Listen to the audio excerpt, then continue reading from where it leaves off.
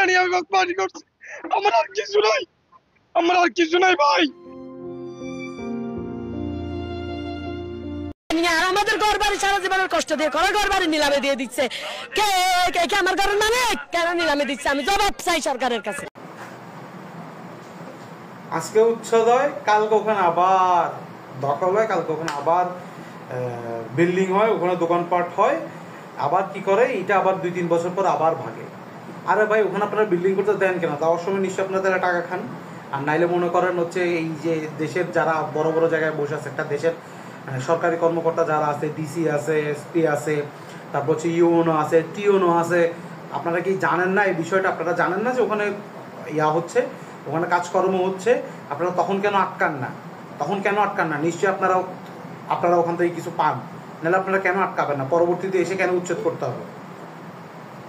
আপনাদের তো রিপোর্ট করা উচিত। আপনারা এখানে থাকবেন, 2 দিন পর এখান থেকে ট্রান্সফার নিয়ে চলে যাবেন, ওই এমপি আছে, চেয়ারম্যান আছে, ক্ষমতাধর ব্যক্তি আছে, তাদের সাথে আতাত করবেন, আতাত করে তাদেরকে হচ্ছে গিয়া করতে দিবেন, তারপর আবার উচ্ছেদ করবেন। এটা তো আসলে উচিত না।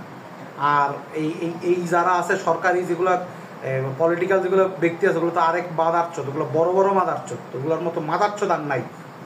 ওগুলো যাবে সরকারি কর্মকর্তাদের কাছে, আমার এই কাজ না এটা করে দিতে হবে, ওরা যদি না দেয় তাহলে ওরে বিভিন্ন ধরনের বিপদে ফেলানোর চেষ্টা করবে, জনগণ দিয়া, তার অনুসারীদেরকে দিয়া তাদেরকে বিভিন্ন ধরনের হয়রানিতে ফেলানোর চেষ্টা করবে।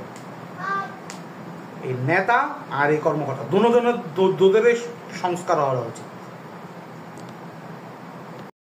সরকারের কাছে প্রতি বছর পৌরসভাকে ট্যাক্স দিয়ে আসতেছি, হোল্ডিং ট্যাক্সের কাগজ আছে আমাদের।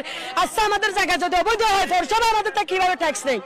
কিভাবে আমাদের ট্যাক্স নেই এটা আমাকে জবাব দিতে হবে পৌরসভা থেকে। কক্সবাজারে উচ্ছেদ অভিযানকে ঘিরে এই মুহূর্তে পুরো পরিস্থিতি কিন্তু উত্তপ্ত হয়ে রয়েছে।